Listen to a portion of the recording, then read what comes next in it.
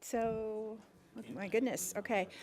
Good evening. I'd like to call to order this meeting of the Shelburne Planning Commission for November 9th, 2017. The first order on the agenda is approval of the agenda.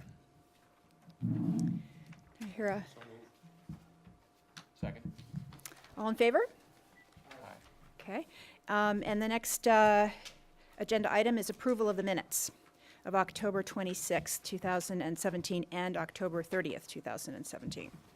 I have no comments. No comments. Okay.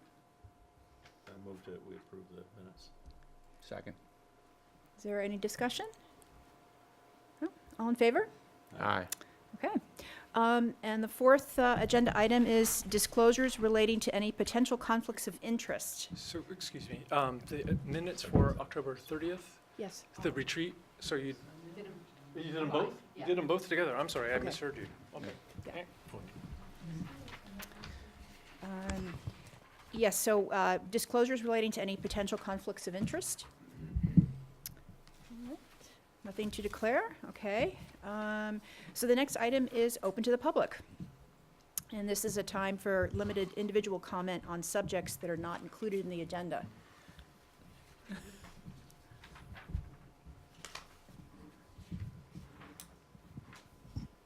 I'm Dave Marshall from Civil Engineering Associates.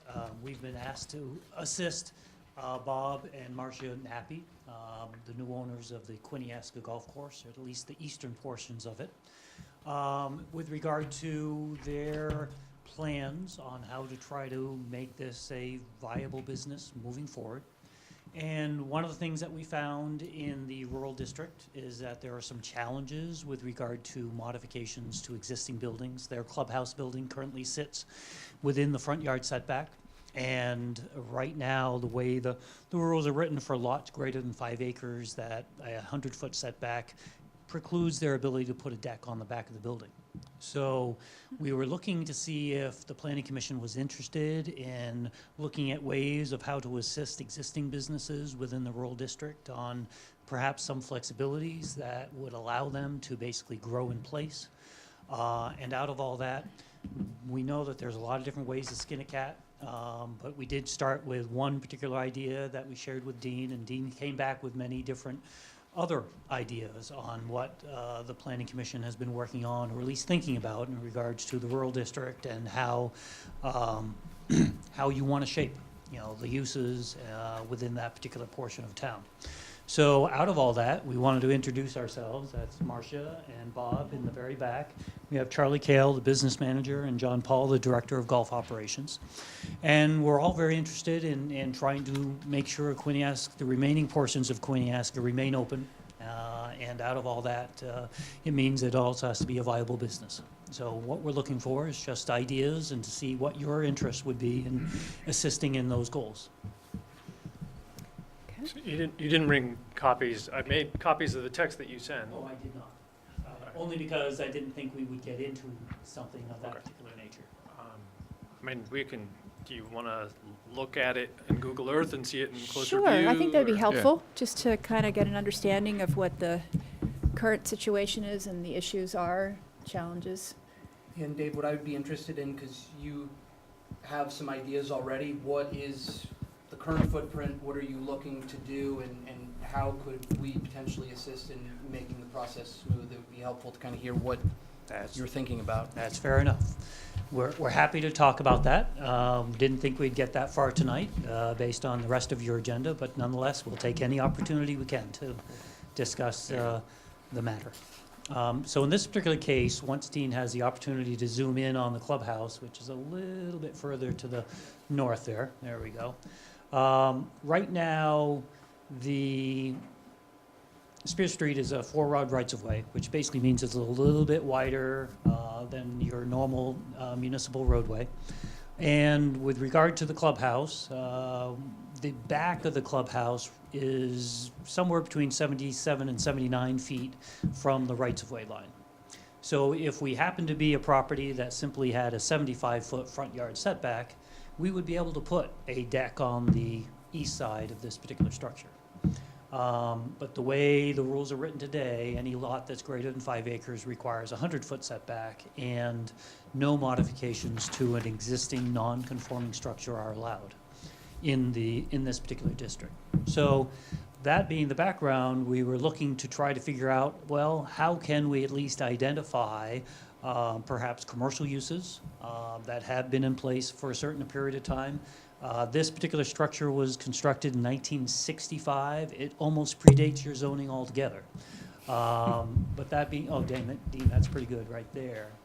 So what you can see are the yellow lines, which are, I think that's the parcel mapping superimposed.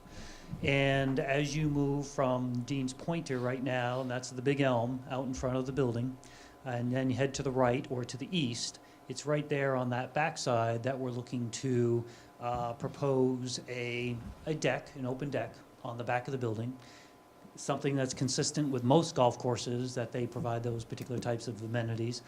This one doesn't, and we were thinking that as a means of trying to expand upon the opportunities or offerings to the public, that was the type of amenity that would be an appropriate addition to this particular structure.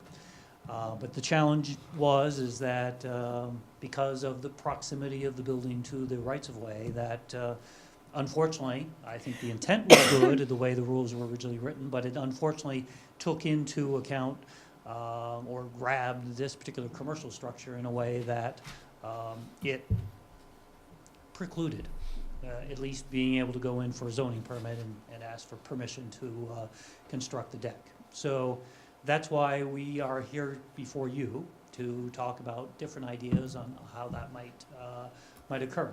So what we did write up and we shared with Dean was a concept that actually took some of the seeds out of your own non-conforming structures portion of the regulations. Where currently it basically says, hey, if your existing structure is non-conforming and you can't expand that non-conforming structure unless you happen to be putting an addition outside of the front yard setback. That all being well and good, except there are some exceptions. So in the mixed-use district, and there might be a couple of other ones I don't recall, more down along Route 7, that there were carve-outs that basically would allow those existing structures to basically be expanded within when they are considered to be non-conforming structures. What we offered as far as language was basically saying, well, if you happen to be a commercial structure that was in place since 1965, that you did have the opportunity to do some form of expansion. We haven't gotten into the details of how much of an expansion would be appropriate. Would it be 50%? Would it be 25%? Could be any of those numbers. And at the same time, where that expansion could occur. So that being the background, we didn't want to plow too far in one particular direction. And Dean was good and is basically saying that there have been many thoughts on this particular portion of town and how better to address the needs of property owners.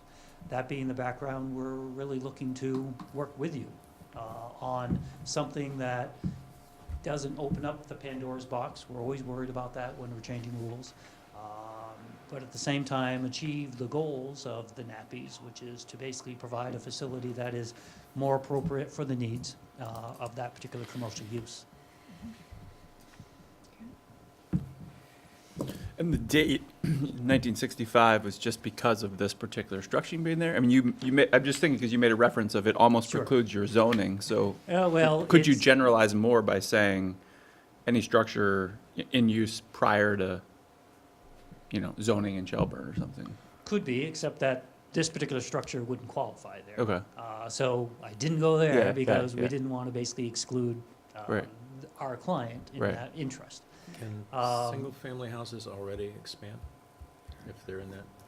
No, the rural district doesn't have some of the allowances that you find in the mixed-use district to be able to expand to the furthest point of encroachment.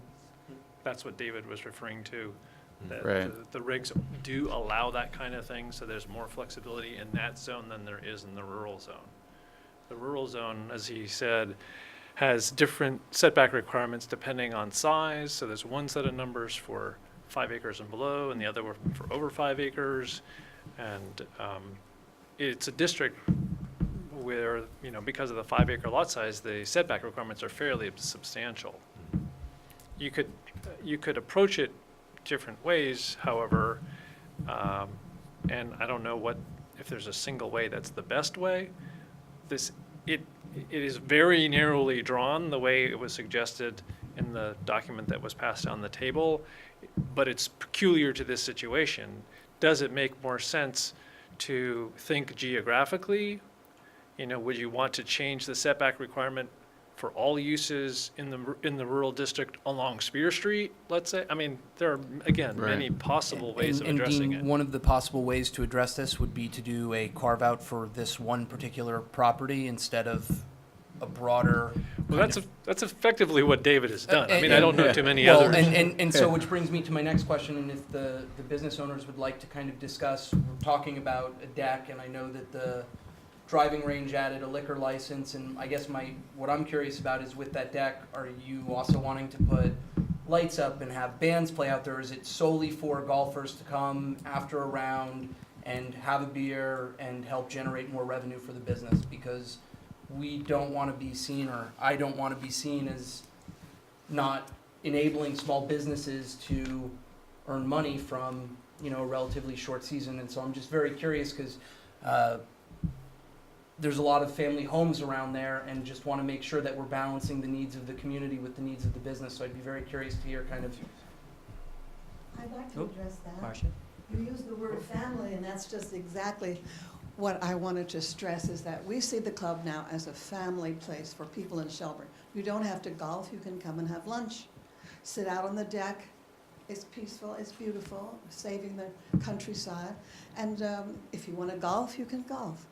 But we're not going to have dancing girls and bands. We're just going to serve nice light lunches Okay, so and there breakfast. would be no dinner, and there would be no additional light or noise pollution in the evenings, because I could see that being No, something that would be. golfers are very quiet, they're very tired when they're done.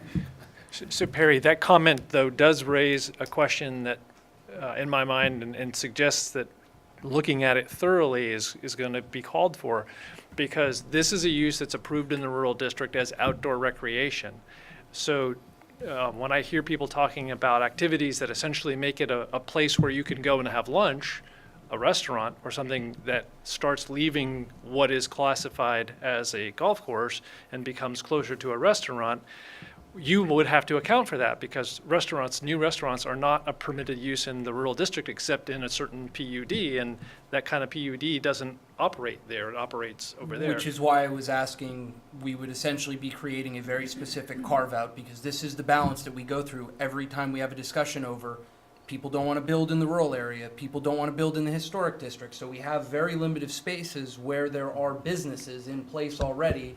And I feel like those are the areas that we need to focus on, enabling them to have a successful business that is in lockstep with the needs and wants of the community. Right. The restaurant is pre-existing. Well, the use is pre-existing, and to the extent that it remains accessory to the outdoor recreation use, someone can have food service. But if we perennially run into this issue where if things that have historically been accessory activities, like feeding someone burgers after they've done 9 or 18 holes, that is part and parcel of the recreational use. If the tail begins to wag the dog, I'm not saying that that's what's going to happen, but it's something that needs to be thought about. If it becomes an attraction in and of itself to go there to have lunch, then that changes the nature. So if you want to allow it, I'm just saying, make sure that you consider the use as well, because the zoning regulations are very specific about what is meant by accessory activities. What would probably be helpful, Dave, and with the family is part of changing what you would like to see, and I will leave to the lawyers the words of the regs, but including a description of what you have in mind for this structure so that everybody is on the same page should this move forward through to the DRB. It just kind of puts everybody so that expectations are managed and people don't get upset in the end. Nothing 10 pages, but a paragraph, we're looking to have breakfast and lunch for our golfers. Yes, this will be more like a restaurant. There already is a kitchen on facility, and so you just want to enable people to sit outside and do that. So something along those lines so that we can carve the regulations appropriately should enough people agree that this makes sense and this is the type of, development that we want to have in the town. We just want to add a deck. And I want to keep it as simple as possible, and I know everybody else does as well, and so that would make things helpful for us. Okay. I have a couple suggestions too. Things that I would look for, I would like it to state that it would not be any wider than the existing structure, that expansion be limited to 50%, and just no growth, which you've already covered, closer to the road. And I think even if we didn't single this particular lot out, if that applied to houses, a house is a much smaller structure. So perhaps a 50% expansion may not be a major thing, I'm not sure. Yeah, I mean, they're not the only situation that might need relief like this. Right. What about like a waiver process within the regs that the DRB could decide, and maybe that it has some of the provisions that Dick was talking about, rather than changing the regulations? I mean, that would be maybe another approach. Well, I mean, the waiver criteria, if they're like what Dick was saying, amount to things that you could specify that don't need, the thing about the waiver is it would need to go to the DRB. Now, modification and nonconformities still goes to the DRB as a conditional use review. If you can make this straightforward enough, you could avoid having it treated as a nonconformity. Okay, are you I mean, thinking about? there are, well, depending on how deeply you want to go into it. Right. The text that David drafted is in section 1920, but if the changes were made to section 400 and the dimensional standards, and they weren't non-conforming, then it wouldn't, and a change wouldn't require review as a non-conformity. Okay. So it could be modified, but it depends on how What much time you want to spend on it. Yeah, do commissioners have a sense of whether or not this seems appropriate to be something that becomes a permitted use versus something that could be administratively approved versus Well- something that goes to the DRB? Nonconformities, the principle of nonconformities is they go to the Development Review Board for adjudication. So if you are keeping it and it's dealt with as part of 1920, it goes to the DRB, whether it's a waiver or not. If it is something that you can address by changing the default requirement so that it's no longer a nonconformity, then if you comply, you comply. Now, this is a use that's a conditional use, so if you're expanding the conditional use, then you'll still have to do a conditional use review for that, but you're not looking at the footprint of the building as part of it. So again, you can address it very, very narrowly. You want to make sure you address everything that they're hoping to do, which I think Perry's suggestion is a really, really good one, but you could keep it as a nonconformity. You have those in the regulations already, or if you want to take it out of the nonconformity completely, you could address it through the dimensional standards. I have to say, my gut reaction is to take it out, to have it addressed in the dimensional standards, because I think we started to talk at our retreat about having a more flexible approach to how we deal with things in this whole area. And we haven't figured out what that means yet, but this could be something that could start us thinking in that direction. And then I think this also helps incentivize investment in existing structures rather than, promoting somebody doing something brand new somewhere. So it's not, which is one of our objectives for the rural area, was to reduce the amount of greenfields development that was happening. So I think there's on the face of it, I don't know how to solve the problem yet, but I think there's a lot of merit to finding a way to do that. Perhaps all we really need to do is to check the area and see where else we could get burned, if there are areas that we might want to. So Dean, you were suggesting that it might be possible to just literally in the regs limit it to structures along Spear Street?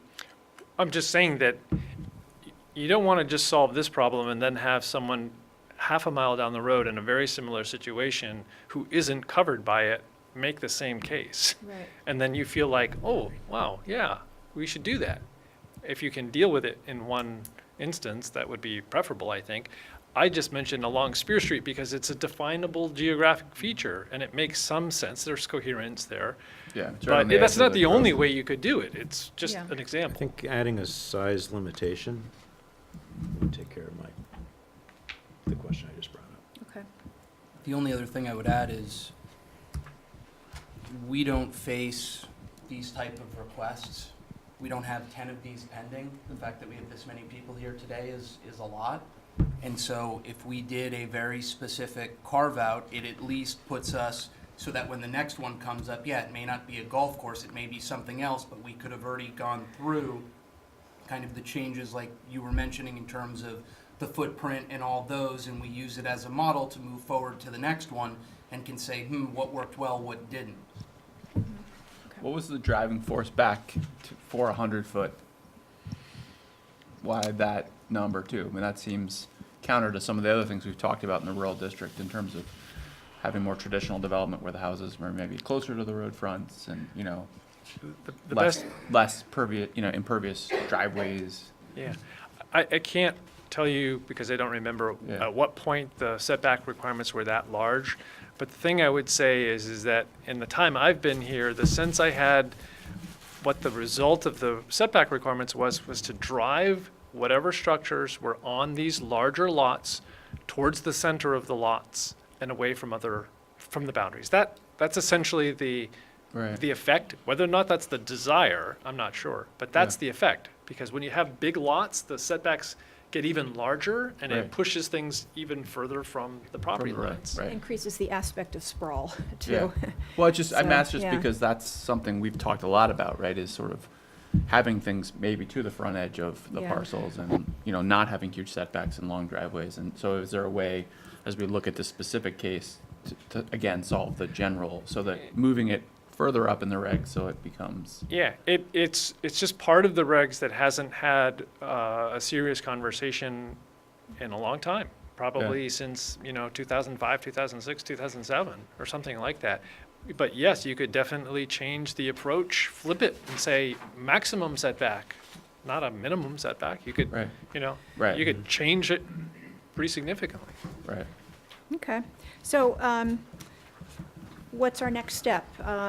You're gonna work with Dean and, We'll On provide a some- description of Yeah. what the intent is, what the goal is, I should say. Mhm. Both from a physical as well as operational, so you can get a better understanding of the intent. And then very happy to work with Dean on ideas. Okay. On how to basically achieve what is necessary for this particular business, which may have some secondary benefits, whether it be for commercial or residential or both. Okay. Within the district and head from there. Great, I mean, it sounds like there's interest in, sort of skinning the cat, it's just a question of figuring out the right way to do it. Your next Yeah. meeting isn't until December 14th, so I think Okay. you could expect some agenda item having to do with it, how far we get towards a final text, remains to be seen. Great, But okay, good. And Yeah. also, you would want this in place for next season, so we do have some time. Yes, and no, Right. right. I mean, I guess just, Speed here is a relative term. this is just my personal opinion. I was just gonna say, thank you guys for purchasing that and keeping it as a golf course. So as a somewhat adjacent neighbor, I think that's fantastic.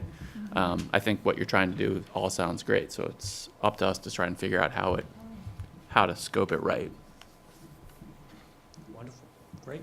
Thank you for your time. Thank Great. you. Thank you.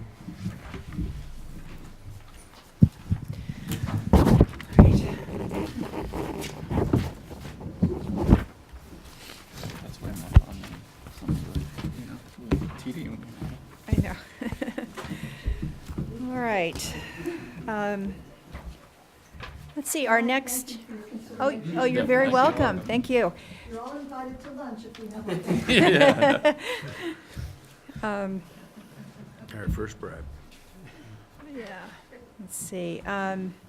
So our next agenda item is discussion of subcommittees, appointments to the Energy Subcommittee. So Yeah. I think that's, we're going to have to table that Yeah, one, and it right? was, well, it was going to be Yeah. something where if Jamie had informed me of Okay. any additional people who had agreed or he had decided he would appoint, then I would announce them, but Okay. I haven't received that. Do we have any updates at all in terms of how many people? I believe it's 3 or 4. Okay. And we said no more than 7 or something to that effect. Was it, yeah, no more than 7, five right, to 5 to 7, 7, right. yeah. Yeah. Yeah, and the updated text was in your packets. Yeah. So we still need to potentially find at He's- least one more. Yeah, and I think that he came up with some additional names from another source of people that he's reached out to who were outside the first Yeah, solicitation. so I talked to one of the guys that I had added to the list, and he, for good reasons, is hesitant, but he threw out 3 More other names. names as well, so I just didn't know where we were and whether I should be feeding those to you or to Jamie or, I think if you have additional names at this point, it doesn't hurt to get them in front of Jamie in case yeah, okay. he needs them. Question, under activities, I presume this is for the Energy Subcommittee. It says to look at potential co-locations of energy devices on Route 7. Those are for EV EVs, is that intention? Here it says, look at potential co-locations of energy devices. Are energy devices in reference to? Well, I think, Kate, you might want to address it because I think this was part of your suggestion. Oh, for energy, just to make sure that whatever we're coming up with is effective and works with the technologies. So I think one of the things that was raised was that telecommunications towers, for example, they like to have a certain topographic height in order to work, because that's how they operate. So we just need to make sure that, we're right device, right location sort of thing. Understood. So, Got it. yeah. Okay, all right, so I guess we're gonna table, agenda item 6, the appointments to the Energy Subcommittee. Wait for Jamie. So the next, number 7 is the report on the joint retreat, which we just had, like a week ago, I guess it was? It was on the 30th. Oh, 30th, yeah, Yeah. okay. And I was going to, in Jamie's absence, say a few things. If he was here, I'm sure he would say a bit more. And this is also, I think, an opportunity for people, just if you've had the time to think about things since the retreat and you wanted to make sure that we got them in the minutes and so on, you can do that. You did approve a set of minutes that included a brief extract of what had happened. And like I said, I think Jamie is going to be working on something more comprehensive. The Housing Subcommittee, I can tell you, has expressed its very specific interest in getting an assignment or a task given to it by Jamie, and Jamie has done that, I would say, preliminarily, or has at least made progress towards that. The next meeting of the Housing Subcommittee is, I believe, not until December 4th or something like that. And I suspect that Jamie's assignment to the Housing Committee will have something to do with the idea of hamlets, which is something that people were talking about. The Natural Resources Committee is also, I believe, going to be doing something like what the Housing Subcommittee has done, and that is ask for an assignment. The Natural Resources Committee met last night.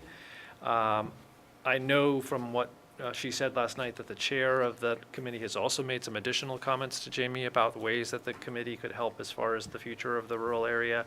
The Natural Resources Committee has been talking about a couple of areas that they might work in, one of which is to produce what somebody said was maybe the definitive natural resource map that could be used by the Planning Commission as the Planning Commission maybe comes up with this new overlay map that would help guide future land use plans. There are, I think, some also who wonder, well, if you would like that committee to work on that overlay map, well, then they might be interested in doing it. I think that was all I was going to mention about the retreat. And then if there are other comments, we'll just make sure they're in the minutes. Okay. Anybody have any comments? I don't have comments specifically about the minutes, but in terms of the Natural Resource Committee and looking for an assignment, what I think would be extremely helpful is we keep talking about the rural area and lands that we want to be preserved, for them to kind of, for lack of a better word, rank the specific areas that they're most interested in preserving, so that if and when somebody goes to sell that parcel, there can be a discussion and say, hey, this is a priority for the town, for the Natural Resource Committee, it is in the plan. Let's try to raise money to achieve this and, leverage people in the town that are into conservation, along with the committee that has some funds that sometimes get allocated through the select board. Yeah. But then at least we can say, look, we have this beautiful 80-page color document, we have all these overlay maps, and this is what we have determined is most important for preserving the character of the rural area. And I'll just add in response to that the Natural Resources Committee might look at things with a couple of different pieces. I think their focus has been on perhaps creating a map that will ultimately, in the long-term future, make a better future land use map. And the future land use map has multiple uses. It could be used for conservation strategy, but I think a lot of people think of it as what determines what the zoning districts are. Now, that's what I think the area that they see themselves working in. But the Natural Resources Committee is also spending some time, and they agreed that they would put it on their next agenda item, talking about the larger question of their conservation strategy. And maybe this is more in line with what you're talking about, Perry, and that is what, in their minds, they want to sort out what is the best way to do conservation. Because right now they have tended to be reactive. They wait for willing sellers. So it's not so much that they have this, they made a priority map 10 years ago, but they found that it wasn't the tool that they had wanted it to be. And they weren't really prepared to use it proactively. And so it just kind of fell by the wayside. And so now they're asking themselves, what is the best way to do conservation? And I think we want to try to get your ideas to them if you want to try to influence that, or maybe go to their next meeting if you think that you can point them in a new direction. But they're asking questions like, what's the future of the open space fund? Because the concept you've described, prioritizing things, unless there's a commitment to the open space fund, they will have to change where the money comes from if it's not coming from the open space fund, if you get what I'm saying. Anyway, I just wanted to make it clear that for now, they're seeing these as two tasks, but maybe they need to merge. I think it would be very helpful to kind of create a map that would overlay where the housing is right now, all those data points that we have that information about, and where are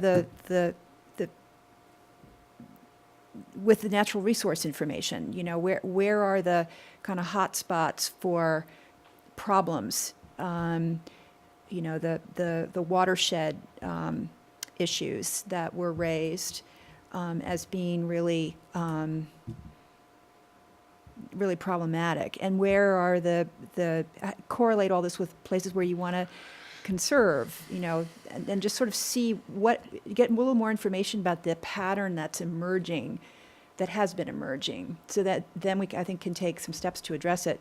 Because I think in the more pristine areas, we'll be able to do more about conservation of not just hydrology resources, but also maybe contiguous habitat areas, scenic views, this sort of thing, but closer to the growth areas, or where there is fairly existing, relatively dense housing.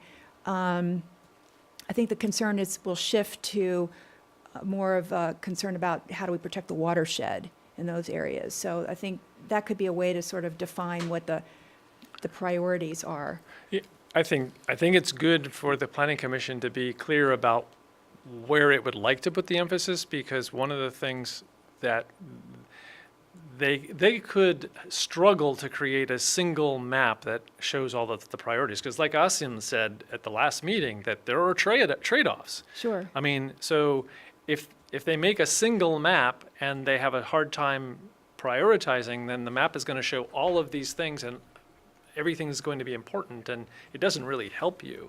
Right, right. But we were also thinking that this could be a way to, this would be a way to use criteria that would kind of reshape how we develop in the growth areas right now, which is not, doesn't take into account some of the severe water quality challenges that we have, that, you know, so much of it goes right through the area that's earmarked to be the growth area, for example. And it could also start to suggest places that might, you know, kind of be candidates to be sacrificial lambs. I mean, we're going to have to put the development somewhere, right? So how do we figure out what those places are? I mean, I think they're in a better position in some ways than we are to inform about the value of those places. And I'd love to get the historic preservation people in here too at some point to weigh in on that, because there are places that are going to maybe have more cultural significance. So those would be Well, they're really- the criteria. I mean, they're definitely looking at that pretty aggressively in the district here that they're focused on. And to Perry's point, that's one of the things they're talking about doing also, is sort of a stacked rank of identifying, you know, what are the most endangered assets that they have. Yeah. You know, so for them, it's things that are falling apart, so there's fear that you'll lose it, or, you know, could be acquired by an adjacent, and so they wanted to say, these are things we want to preserve. So I agree with Perry too. And I think at some point you've got to not only just identify those things, but start to have those, and again, this is what they've talked about on the historic side, is have that proactive conversation to those people who own those endangered assets and say, this is something that's important to the town, you know, if and when you ever get to the point you're going to sell, we would love to have the first right of refusal or be able to talk to you about I believe that. some of that happens behind the scenes. There are, I believe people do contact, because we have, you know, we've seen properties that they've been under change for 5 years. The Pond Road property that just took place, I don't know how long that took, it was 2 or 3 years. I don't think we heard about it until this year. So I you know, those conversations are taking place Yeah. to some degree. Maybe not as much as we would like. Right.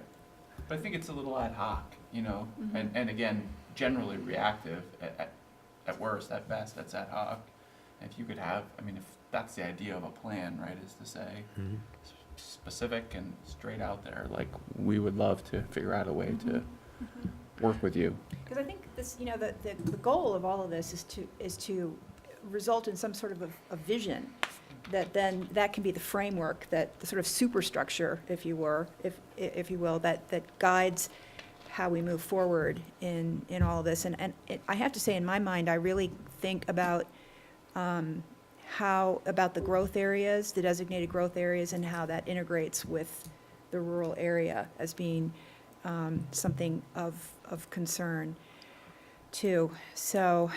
If I can, Yeah. I just wanted to try to make sure I'm understanding one specific thing that you said, Kate, and that was when you were talking about mapping the housing locations and the hot spots for natural resources. And so are you saying it would be helpful to you to have a map that shows, let's say, the relative intensity of housing development and the relative value of natural resources, and the places where those things overlap, those are the conflict points? Is Right. that? Yeah, and I would say that would, those places would need a different kind of strategy than places where there is, you know, there's the absence of one or the other, for example. I just wanted to make sure that I Yeah. was understanding how you were using hotspots as either the places that you said it's where the conflicts are, or it's the places where it has the highest overall value. And it sounds like you're saying it's those places where those conflicts are as that third place. There's Right, but gonna- I'm thinking out of this would also start to come information about, these are some areas that are, maybe don't have development right now, but would be suitable for it. And, or, you know, or we just would get a lot more information. I mean, I think there's a lot that we don't really know. There's a lot of data that we still need to gather. And then I think that would also help when, let's say, if this can be organized along watershed lines, when a proposal comes before the DRB that the Natural Resources Committee is asked to weigh in on, they can point to this and say, you know, this is a very fragile area, and this development on this site, if it's not done in a certain way, has the potential to create, you know, really impactful problems that are going to be very costly for taxpayers to mitigate, you know, in the future. When you say along watershed lines, do you mean basically that there's recognition that if there's a particular sub-watershed, that there's a lot of erosion or it's contributing to a non-attaining water, you know, water Right, well, body, Susan. that it would have a red mark on that particular area? Yeah, Susan Mogenberg referenced the Monroe's Brook watershed several times as, you know, being It's impaired. very impaired and very costly to mitigate. Yet, we're also at the same time, you know, we're putting sort of like a little Band-Aid on it. Meanwhile, we're putting this big sort of, the equivalent of a, you know, we're stabbing it in another Yeah. place.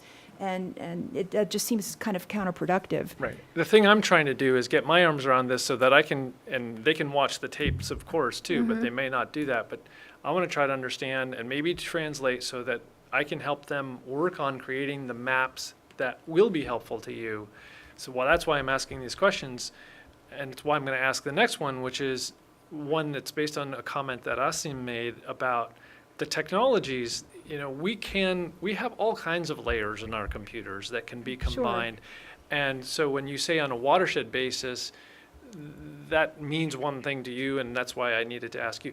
But we can take all these layers and we can mush them together and basically say every 1 acre cell or every half-acre cell, every space the size of this room will have a score, and that score is going to be the sum of, you know, its ag values, its natural heritage values. I mean, add up all of these things, and if, you know, like you say, take into account the watershed values, it'll have a watershed value.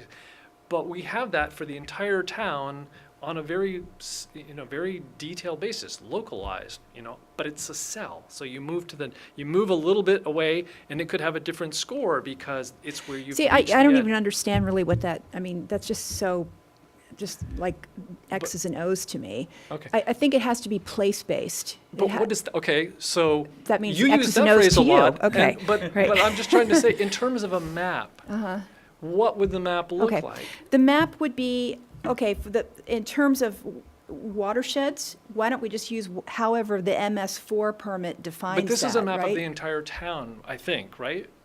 Right, but doesn't the MS4 apply I to, think it covers the whole town. okay, well. No, it doesn't cover the entire it- town. Okay, well, it would seem like you could correlate where the MS4 applies with, that could be a layer that could go on. So like if I were making this map, the first thing I would do is I would look at the whole thing of the whole map of Shelburne, and I'd slap down where the housing points are, so I can know where all the development is right now, Yeah. what's developed. And then I would put down, you know, where are all the, what's the hydrology, and how does that work? So water courses. Water courses, Not where do just- the watersheds? Not just water courses, but we need to know, the wetlands. Where are the wetlands? Okay, so we have layers. I mean, we Yeah. could walk through this. Yeah. Yeah, to my, Wetland maps are key because we can find a beautiful area for a hamlet, and then we're ready to put it there, and we find out the soils aren't any good. But I think what Dean's trying to say, if I can translate for you, Kate, is that he has all that data. And so And they do too. Right. And so we just need to be able to figure out, you know, the layers that, you know, to your point of putting those down. It's the method that you might use to combine them, and that's what Asim Well, was yeah. saying is that you can have it work like a big, you know, adding machine. Yeah. Well, we're trying to figure out how all this should inform where development goes in the Right. future. And so, are you familiar with suitability mapping? The suitability map concept. I mean, that's what can be the result of all of these layers being combined. Well, like the Right. conservation subdivisions we There's talked an about, amazing right? map.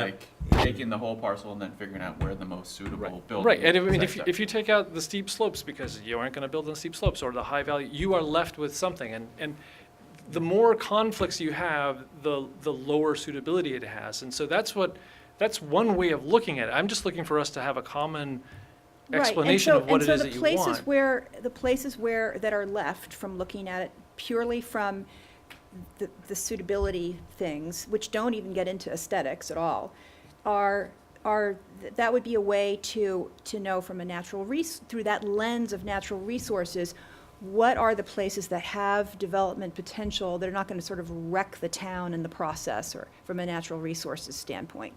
Okay, so we've identified those. Then the next thing to do would be then to consider it from things like the, critical views, and to, add the aesthetics in. And that would be where I would think the historic preservation people might hopefully be able to help weigh in.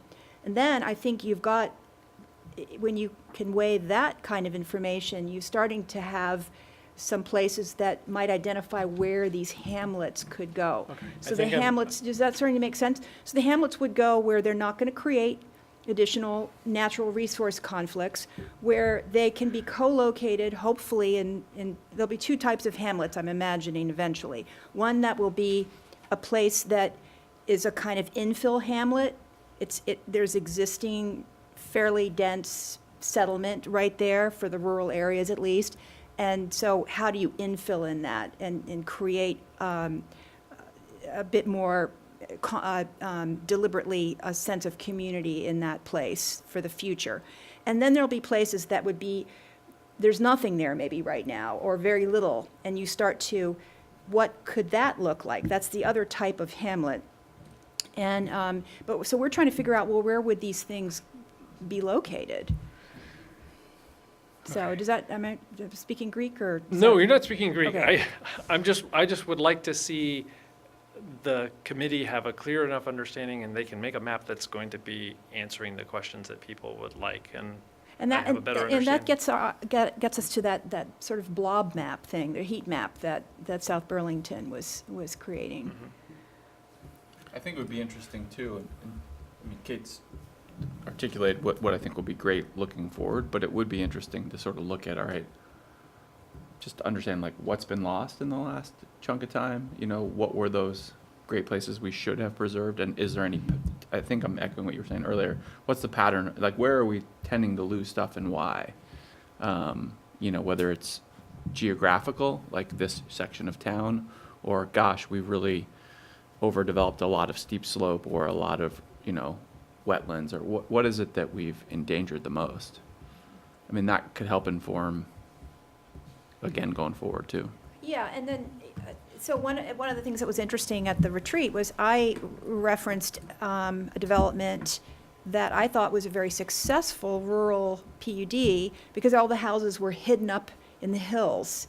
And Sean said, well, if you look at that the way I see that is, that's a disaster from a natural resources standpoint. It scenically might have been, a home run, but from. It broke up the forest. But broke up the forest. So, Which one was that? Which project? the one off of Irish Hill and Spear, Sure. Oh, where Dan lived. No, Oh, O'Brien's? No, the one on. O'Brien's? yeah, Autumn Hill. Okay. Yeah. Yeah, so, I mean, you really don't have a sense, I cycle around there a lot. I did some work on that You don't have a sense that before it's in that there. project occurred, to try to evaluate the lower land that Sean would probably have developed. There's no septic there at all. The other one we talked about, spent though, 2 was- days looking for Yeah. one perk, and that's why that whole site is up on the hill. Well, it ended up being, I think, kind of a really nice solution from a scenic standpoint. But, Except for stormwater. but it create, has these other impacts, so that are, so to get a little more information about, well, what are those impacts, and how do we take action in given these realities, and what are our priorities in certain places? I mean, I think we are going to have to identify some, sacrificial lambs. How do we do that? What's the highest priority?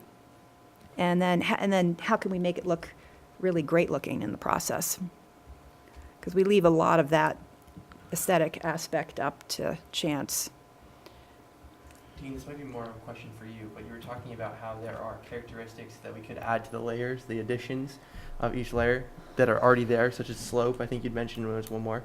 How many of those attributes are there already pre-existing? There are a lot of features that are mapped, and there are certain features that have many different dimensions. So, there's a soils layer, and so one dimension of soils that you can map is its suitability for agriculture. Another way that you can map soil is its suitability for on-site wastewater disposal. So you could use soils information to tell you a couple of different things. So that's just one example. We have topographic information, and so from the topo, we have slope, we have aspect, we have those kinds of things. We have wetland information. It's not perfect, but Sean McFadden of the committee feels like he's created a new wetlands layer that is a substantial improvement over the state's wetland map, so we could use that. As part of it, he's got the forested wetlands and the open wetlands. So, natural resources, deer yards, there are individual points that are approximately located for rare, threatened, and endangered species. Go on and on and on. Forest core, So I think before we get into what the criteria should be to create the map, we've got to figure out what is the map going to be used for? What's the purpose of it? And then the criteria then determine that. So, and that's why I said earlier, one of the reactions of the committee was maybe they'll try to make what they think is the definitive natural resource map, and they'll give it to you, Planning Commission, and say, here, we hope this is useful. How would you like to use it? And it'll tell you, based on their expertise, where the most important natural resources are, but then to use that in combination with the cultural information that you're talking about, the scenic information. Yeah.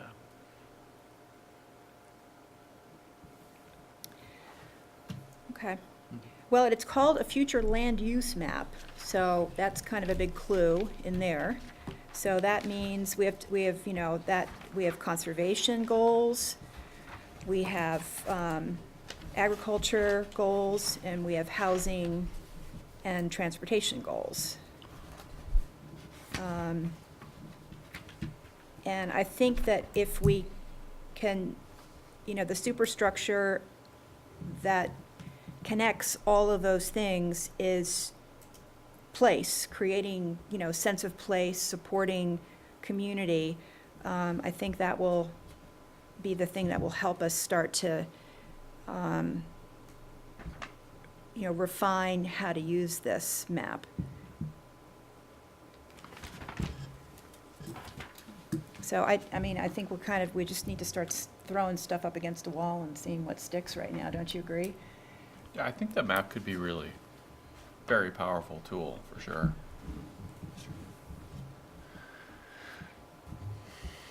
Time for transportation. Yeah, all right. Okay, so the next item is the comprehensive plan discussion. So I guess we will be discussing the transportation section first. Okay. And included in the packets was the text as it existed at the time the packets went out. That was before Kate had made some edits. The documents that I have here, this is the version that you emailed me. Okay. So, Yeah. so perhaps ignore the version. If you've made notes on the version that's in your packets, maybe keep referring to them. But this is the current text. It'd be really nice if we could get these notes prior to the meetings, because I spent most of the afternoon going through here. And now we're going to, it's not the first time, and it's, Well, It's a lot of- I do have to work. So- and so do I. Do we have one more or no? Yes, there should be. I thought I had made, here, this is. Perry's. Perry and I can share this one. And I have there's some more copies that are black and white that are over Okay. here. The other way to solve that, though, I think, is we should all be able to view all the documents in progress so that we can be checked. You could check If we it. could pull it up, yeah, I could Yeah. have pulled it up this afternoon. Right, so you instead could of check it, the reading Google this. Doc itself. Right. I mean, is that I'm something not- technically I'm we just can move frustrated. to? Okay, it's not- This was a little bit But as you give me the ones I'm working on, but I don't necessarily know how to find a doc that Kate may be working on. Right, and So if this we- one changed, and you're right, it should have gone out. And Well, no, but I mean whether they're all in a folder that you share. Right, this one was a new one. I think what had happened at one point was is that you had a document that you uploaded, and that's what was edited, and it was a new document, and I Okay. should have put it in a place where it would have been along with everything else that you could have looked at, but I didn't, I never Right. did that. Well, I've had 3 deadlines this week, and Well, to your credit, Kate, the the soonest work- I was able to get to it was this afternoon, The so, work you do That's is the very version good. that- thank you. I'm not critiquing that. I'm just saying it would be nice if I could do this. Well, I agree, but, And I'm guilty of it too. I've sent Dean versions and then continued working on it for the next couple Yeah. days. So that's why seeing electronically would be easier on everybody. well, we're all volunteers doing the best we can. Okay, Well, trying to come up with a solution that would help everybody. Yeah. I think that would do it. She's making my changes, it's taking my fire away. okay, so one of the things that was a comment from last time was, to be a bit more focused about what is the point of this in the goals section. So I did add that, and it's in the small letters up there under the second goal. And again, just trying to just swing everything around to placemaking as the goal. So to develop and maintain a multimodal transportation system that enhances quality of life within the town with improvements to corridors and public spaces that improve walkability and transportation safety. And then it just, that's just the one little refinement. Let's see.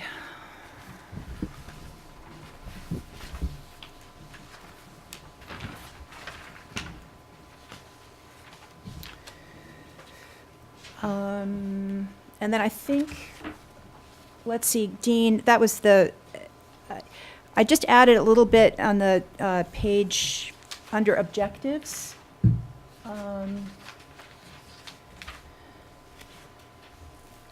Where it says, engage the community in determining an overall multimodal vision to expand Shelburne's bicycle and pedestrian network to be a productive element of the town that enhances quality of life in surrounding neighborhoods. So I just wanted to kind of expand on that a little bit. So it's really, again, just kind of refining a little bit more about the purpose of this.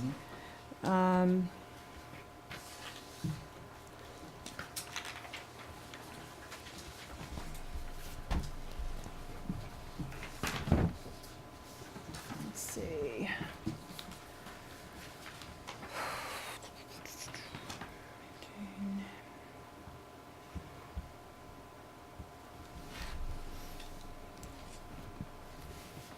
So one of the things that we discussed last time was the reference to the LOS, and I wasn't sure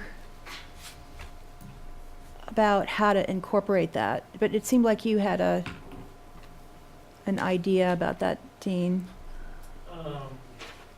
Can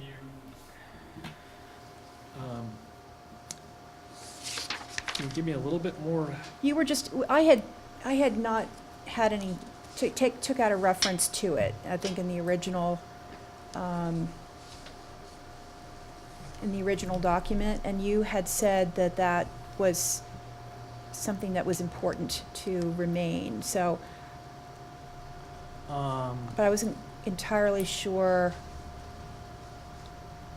how to go about incorporating that into the document. I'm just trying to find out where it's not. Very apropos of the transportation section. Yeah, exactly. Right on cue. It's not time for transportation. I'm just looking for tricked ways to get find that level of service reference. I'm guessing it was in the highway section, so we've moved out of bike ped. Is that what you're saying? Let's see. I'm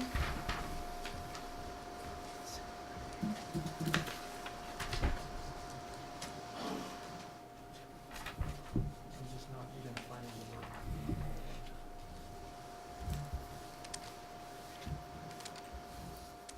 Yeah, I think it was in the highway section.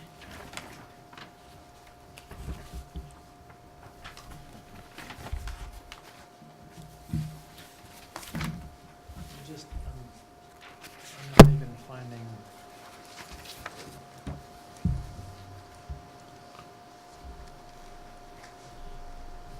Maybe it wasn't in there, and you were suggesting that we should put it in there? No, I don't remember. I just have a note. I had a note in my, that needed to get inserted. Level of service.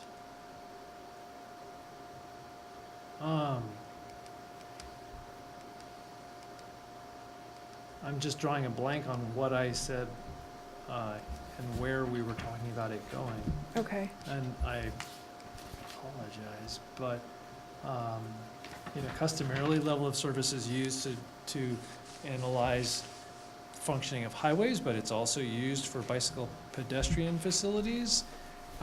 You need pretty large volumes for it to be something that it really tells you something. If you're talking about a very major path facility, you might want to consider calculating bike LOS, but I just don't remember it coming up in connection with that. Well, or perhaps the reference was to the proposals that were made for Bay Road. And they ended up being what many people who lived on the street found to be overly massive. And the reason for that was because to do with the LOS system of determining what. Oh, okay. Is that, Um, I'm well- wondering how you reconcile that sort of a determination process in terms of what facility, according to LOS, is right for a certain type of road versus the place-based, contextually sensitive approach that we would like to see, and if those are going to be incompatible and how we, Yeah, I think are what they you might be. irreconcilable? Well, I had made a comment about functional classification. Okay, So maybe you're thinking functional classification instead of level of service. Maybe. And as it is right now, there are words that border on that in the highway section, this paragraph or recommended action 13, as soon as possible. It's worded now, as soon as possible, update the town's public work specifications using place-make approaches to ensure that public streets, roads, and highways are appropriate in size and scale to their function and surrounding land use. And that's very much in line, in my mind, with the idea of functional classification as a planning concept. And I think I had asked you whether or not that's how you saw it, or whether or not you saw it as something that's distinctly different. So maybe that's the issue that's at hand. okay. And let's see, just before public transportation? Just before public transportation. This year. 13, okay, great. Okay. Appropriate in size and scale to their function, and so does that, I don't know that there needs to be any edit if Okay. people are satisfied with this. Maybe someday people will want to consider creating a functional classification map or some, Shelburne's version of it, because it'll help answer the question, what kinds of facilities would be appropriate in what kind of places. okay, all right. Okay, but that's enough, that's a good Okay, enough that's- reference for now. Okay.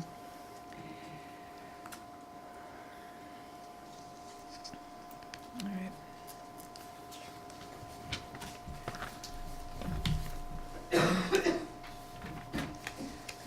Let's see, I'm trying to think of the next space. I think it was down in the parking section. No, it's a little bit on public transportation that I added some different things. let's see. Yes, I started public transportation, which I think is where we ended, actually. We didn't, this is where our beginning spot is, at public transportation. So I refined what I had written earlier a little bit, so, and this is new information. So it's like a new opening paragraph here. Yeah. And then some edits of the Yeah, second so one. it's under public transportation, Dick, it's, yeah. Where are you right now? So it sort of takes it from this kind of dry discussion about, you know, if an efficient system of public transportation is necessary, blah, blah, blah, to kind of personalizing a little bit more for, I think, for Shelburne and how residents might use this system. So I wanted to highlight that it's really important for people who don't drive or own an automobile to use, and also to make the point that in our aging town population, that public transit provides a safe transportation option for older adults who can no longer drive themselves. And then I just fleshed out some of the objectives a little bit more, and the recommended actions. And I thought,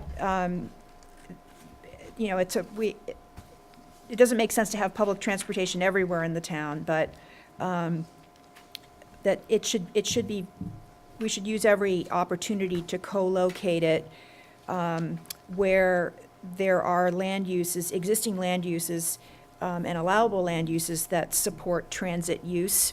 So that would be primarily in the village on Route 7 South and Route 7 north of the village. But I also thought where future planned density will support it, and that, you know, of course, that's in the big to-be-determined pile of future land use, that we should encourage transit that would be reachable by a path and sidewalk network. And I was imagining this would be located in the town's, primarily in the town's growth area. I have a question, Mhm. and this may be for Dean, but we're encouraging CCTA and the SSTA. Are we as a town responsible for the bus stops in terms of the bench and the covering? Like, Do we maintain them, you mean? yes, does the town pay for that, or is that the state? What we mean, when they're constructed the first time, I think they're often used, they're built using federal and state dollars. The only reason I ask is because right in front of Shelburne Museum, there's a bus stop and it has the ramp, and it's also covered. But right in front of Bark Eaters, where there's another bus stop where I've seen people going to and from work at the market and all that business area, there is nothing to protect individuals from the elements. And Vermont's weather is unpredictable and et cetera. And so I don't know if there should be anything in the public transport section where that's our responsibility to make sure something gets built so more people are encouraged to use public transit because they actually have something that covers them from the elements. You make it more appealing to use and Correct. comfortable to Mhm. use, yeah. Personally, I've gotten in touch with them a few times when I've driven by, like on Route 7 or places where I've seen people, what you're describing, Yeah. just in horrible weather. Yeah. Just to make them aware, and they said, well, we'll put it on our sort of list of things to get to. That's kind of the reaction. So I don't know that there is much appetite on the select board for taking that on as speeding that process up, but it certainly would contribute to livability and I think use of transit. I mean, right now, it's sort of like a second-class citizen transportation alternative. You're never going to get people excited about using the bus if. Yeah, I mean, did anybody else sit through that Complete Streets webinar thing? I mean, that was a really big thing they pushed was where you have transit, you need to have both kind of comfort, a place to sit down while you're waiting, and then protection from the elements, and just how critical it is for adoption and usage. So I'm should not- we add another recommendation and just add that in a bit more explicitly? Well, I mean, it's definitely interesting to think about, who funds them and how what pressure could be brought to bear on other funding sources to reprioritize versus having to build them ourselves. And to clarify, who paid for the one at Shelburne Museum? Who paid for the one at, Shelburne Museum, at Shel- the overhang? I'm remembering, excuse me, that there was some effort made several years ago, and I think there were issues about the design because it's within the design review district, and there was a community input on what the design would be. I believe, like I say, that these are generally paid for whenever they can using the state and federal dollars that they can access. I'm not aware of the town putting in money in addition to what it already offers to support the service, specific to establishing a stop or to improve a stop. I don't know that it's not possible, but I'm just not aware of Shelburne having done it before or if other communities do it. I mean, if you want to make that the policy, then. Right. Well, it'd just be interesting too in terms of, you probably want some architectural consistency across, so there's a sense of place to, oh, I know where I am versus each one being haphazard. Yeah, so as it's proposed to be worded right now, and I have in some places, because the CCTA has changed its name, it's, CCTA and the Central Vermont Group combined, and it's Green Mountain Transit. So I have caught some of those, but you proposed the wording, this includes collaborating on infrastructure to enhance how transit is accessed locally and the comfort and convenience of transit stop locations and adopting local regulations. So what more specifically, I mean, add a line that says the town should consider funding improvements to the transit stops, or what does the group want that recommended action to say further? Well, I mean, I like the last piece, I assume it's still in there about the required new development designed to do this. So in other words, that's kind of what happened at the museum, right? So that was a new chunk of sidewalk that got put in. Right. So therefore, you're building a bus stop related to it. So it got this, so that, I mean, I think one way to do it is, as any other new development goes in, they add that component, but you'd have to have a plan for retroactively fixing other ones that isn't gonna have new development near them. Well, maybe there's some kind of cost sharing that the town could do with CCTA. So, instead of having to wait, 7 years to get a bus shelter because we're low on the priority list or something, maybe it can happen in 3 years or something like that. The town pays 50% or something, Because this would, there's the buses all have the option, you can put a bike on them. I mean, if you can just, I can see people riding their bike, near where you live, down Webster Yep. Road, hop on the bus and go to work in some place that's maybe a bit far to try and bike to in rush hour in the morning. Or it's too hot, you don't wanna get sweaty. Yeah, or it's Yeah. raining or Yeah. whatever, Yeah, I mean, again, in that complete streets thing, what was interesting was the point of emphasis of structure, comfort, and then tying to other modes of transportation. So Yeah. that the bus stops were connected to sidewalks and that there are always bike racks nearby for exactly that reason. Yeah, so maybe we should put something in about, that's a good one, about bike racks, co-load Yeah. bike racks at, I mean, it's part of the infrastructure, but, yeah, but just For- make it you know, explicit. exactly, either a parenthetical note or, for Mhm. example.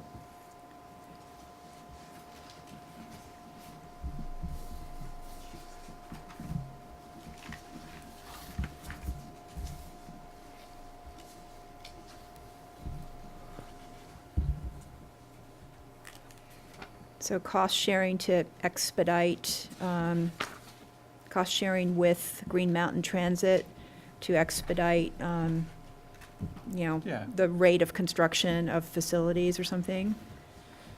You even had some language trying to, if you generalize it into, wanting the quality of stops to be equivalent across town, you know, Yeah. because so there's one special stop, and then there's, as you put it, second-class ones everywhere. Because though I do know that they do prioritize stops on the northbound way into Burlington, with the idea that that's where most people work. So you're waiting to catch the bus On the northbound lane. on the northbound side, and then southbound, you're just disembarking and going to wherever you're going. And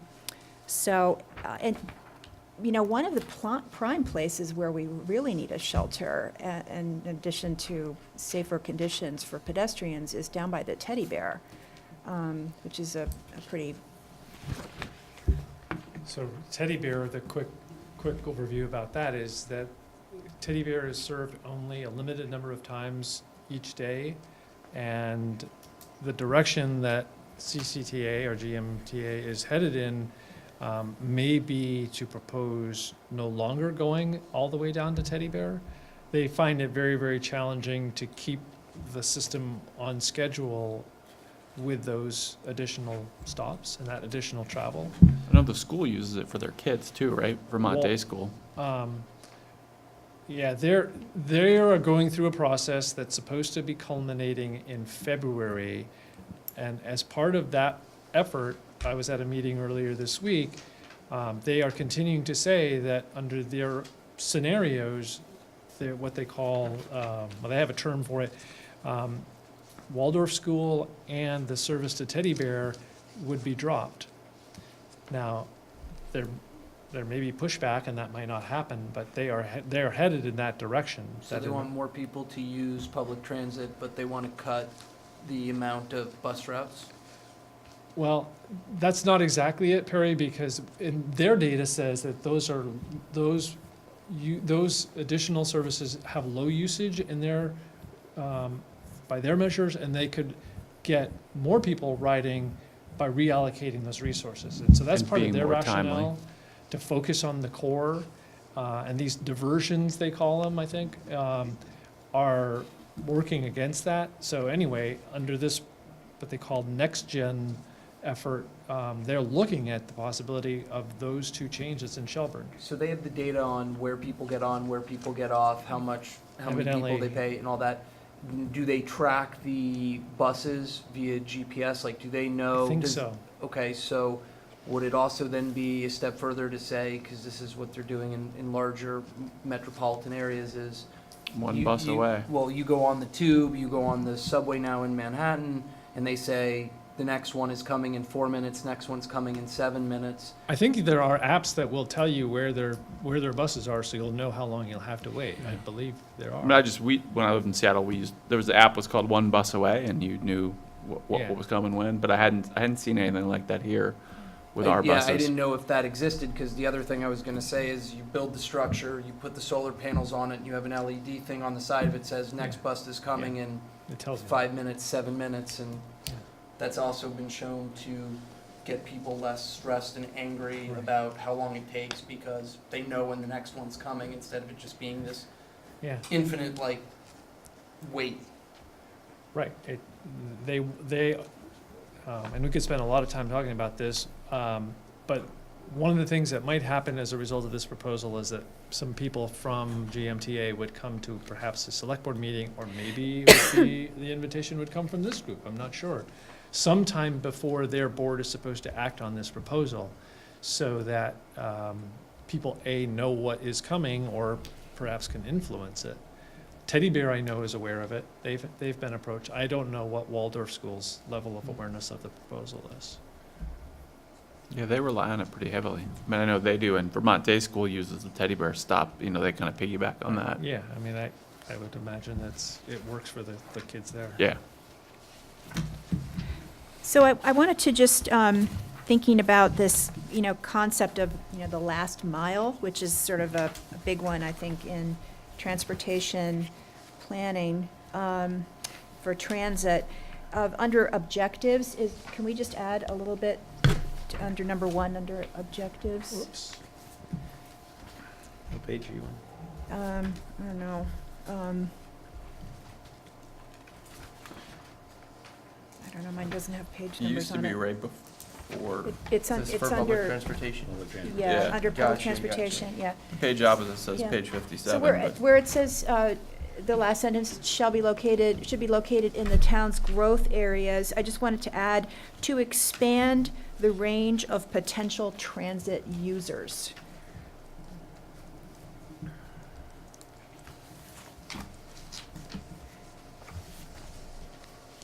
Because I think there's like a real awkward distance in a number of places in the town that are just a little bit out of reach of the transit, where it's just a bit more, it's just inconvenient enough that you make the decision to drive instead, but you don't necessarily have to. Like where I live is a perfect example of that. I mean, technically, you know, I could walk or ride my bike up to Route 7, but, you know, for a variety of reasons, I tend to not make that decision. So it's like a nudge, you know, just nudging people. Small things we can do to the built environment that nudge them in the right direction. Okay. where's the, I know there was some discussion, one of the things in here was trains too, there's some reference to that in terms of interstate and downstate, but has there been any movement of late in terms of the idea of, you know, a Middlebury to St. Albans kind of run that people could use to take the train into work, so picking you up in Shelburne, I thought that was, A commuter rail Yeah. system. yeah, I'm not aware of serious plans to try to, well, there's an individual who's looking about running bud cars that, maybe that's what it was. I just remember reading something recently about use of the train lines for moving Yeah. people and thought, you know, yes, but that's gonna be a private venture, he's, yeah, yeah, okay, someone who made his money in the renewable energy that's right. field. But he would run them on the Vermont rail tracks. Yeah, I don't know how the agreement would need to work between them and the railway, but, yes, that's That's the where idea. they would have to coordinate and schedule and work with the existing, you know, we don't have a lot of places where you'll have two tracks side by side, so. Yeah. They are doing upgrades to, what, do you know the status of the upgrades right now? They were working on, was it Middlebury, the upgrade right now? Well, To- they're doing to- major work on the bridges with an eye towards being able to handle double stack, or at least that's one of the premises. There are some people that are Yeah. fighting, So it's, yeah, it's Okay. it's coming eventually, but there's some, yeah, the things that major have to be- investments are being done with the idea of eventually extending Amtrak up.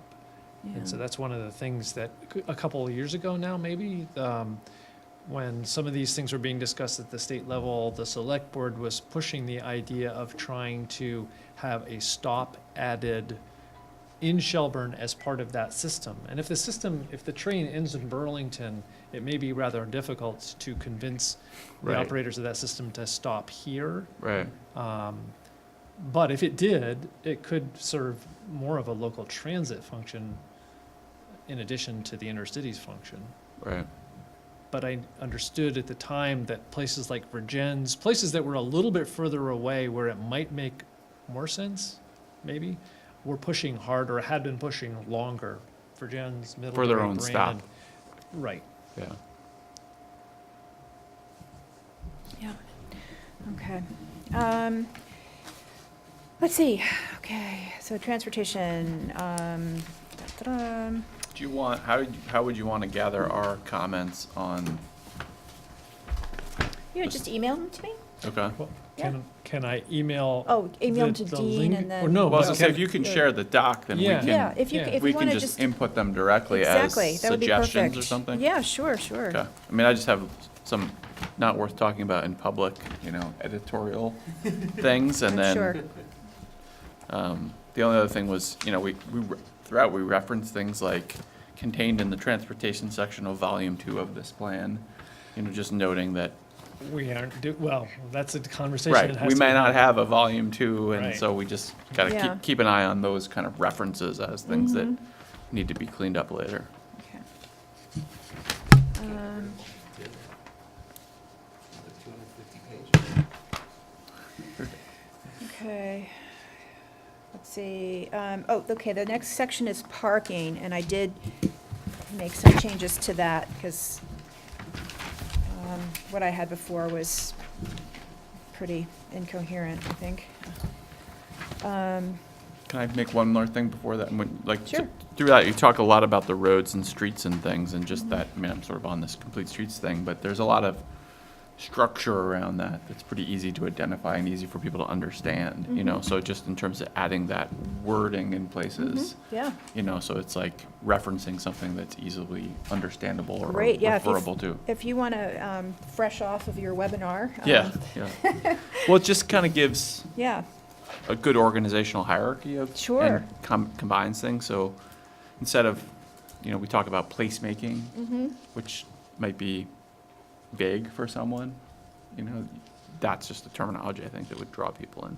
okay.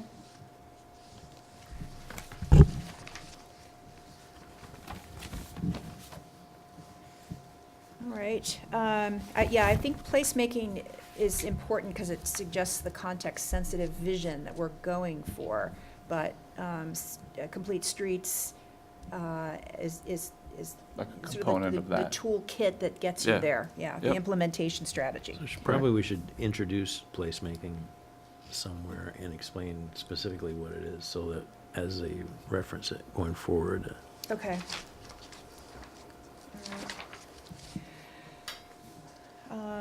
Okay, so parking, anyway, yeah, the red marked up one is the most recent. But yours changes aren't red, are they? Aren't these the old changes? It wasn't,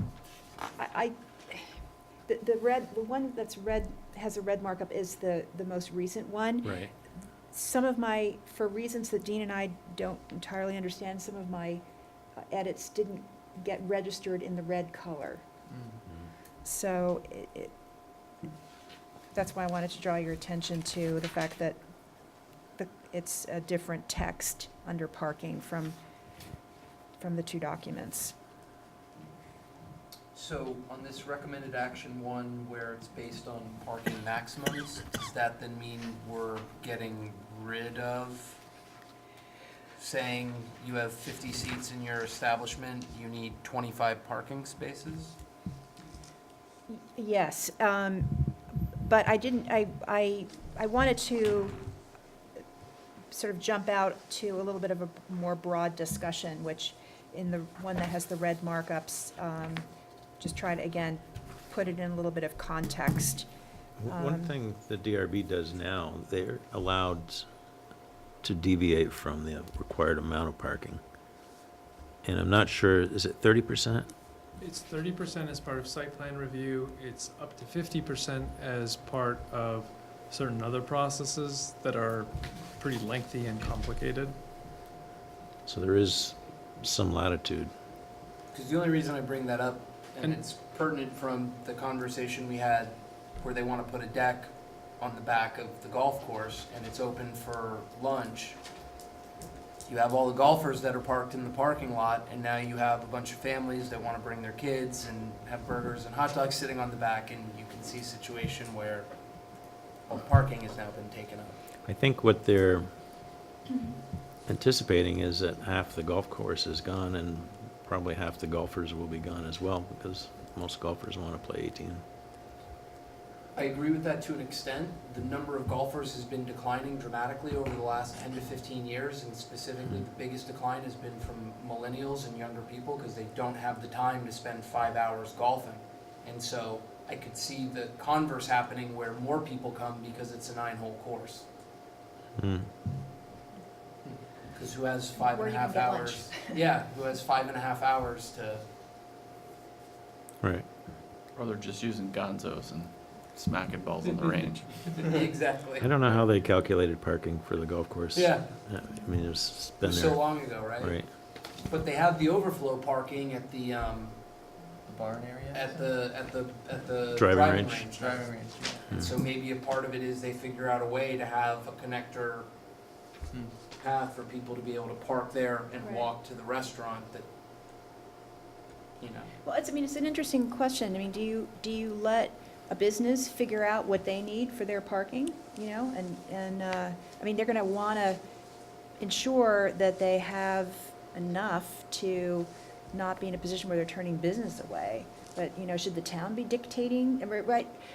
What has happened in the past, and this is what created, you know, Route 7, was the town was dictating how much parking that you needed. And so it was very inefficient and redundant, and it led to, you know, some of the conditions that we have out there, so. I kind of disagree with that. I don't see where really parking is way out of whack, except when use changes. And usually what happens is we allow a use to come in that is very low intense, and they have a small parking lot, and then a restaurant wants to go in, and there's no parking. And I'm not seeing too many lots that are really vacant. Like Shelburne Bay Plaza, I can remember times when there wasn't enough, I couldn't find a place to park there. We had a business there. So that's probably the largest parking lot with the exception of Automaster on Route 7. And I don't see other lots that are really that empty.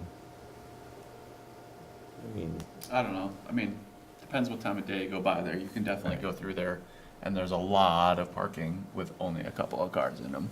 I mean, I would tend to agree with Kate more in terms of, yeah, well, I you know, agree that we could, we've over-engineered for parking. we can tweak, I think you can tweak parking, yes, but we've tried that. That's why we've got the, you know, the 30 and the 50% allowance now, which has been in place 3 years, maybe. Well, yeah, like I said, Four. it takes a lot of effort to go through the process to get the 50%, and it's up to, and not every property will be able to use the process that can get you up to 50, so they may be capped at 30. Mm. Well, you wanna, Interesting. kind of walk through what I wrote for parking and the one that says red. I'm just trying to create a more thoughtful context for how we approach this. So again, tying it to supporting livability and sense of place, and then tying that directly to, you know, that supports a strong local economy. So, you know, those are the priorities, and that you accommodate parking within that. But the parking is not the thing that happens, you know, is you don't put the cart before the horse. Can I just ask one question? Yeah. In that first paragraph, Mhm. where you say, "The updated study should include a concept for meeting based on parking maximums." What- It sounds like the plan that you're writing, you would want to predetermine the outcome of the study. What, I'm sorry, where are you looking? The first paragraph in recommended actions, so the second sentence, it says, "The updated study should include an overall concept for meeting anticipated parking needs in the village." So as it has been written, it says, this study should have a concept for parking in the village, but you've said, based on parking maximums. And so my question is just that this is a plan, and it seems to be saying what the conclusion that the study should draw. Now, if it said the updated study should include an analysis of the concept of meeting parking based on maximums, I would get that. That's not predetermining what the study author's conclusions would be, but it's saying, hey, as part of that study, we should not just look at the idea of minimums, we should look at whether or not parking maximum would actually work. And to say the study should evaluate it is not the same thing as saying, no. It's like, we don't even need this, because if we're saying what the solution should be, we don't need that part of the study. Well, okay, I mean, I just thought that in the research I have done suggested that parking minimums are sort of considered very old-fashioned, and people are getting rid of them. So, I mean, why, didn't seem that an update would be based on, I'm just, It's, Okay, well, if we need to compare, Was the question you're asking, Dean, just if, let's say we all agree with Kate, we think this is the right way to go with maximums, then you're So saying, we that can means save a that lot of when the money co- on this study, we don't have to do it. well, it means that, right, when the consultant is engaged and she's supposed to be starting, it could be any time now, we have to say, Lucy, look, when it comes to the parking, you are not gonna apply whatever it is you would normally apply. You're doing a plan that's based on maximums. Right. Irrespective of what, irrespective of the fact that the supply of parking in the village has gone down substantially in 10 to 12 years because we no longer have access to the train station. We no longer have access to, or we will not have access to a part of this facility for at Right. least a year, so it's okay. But we Yeah. would be telling her, this is what you have to conclude.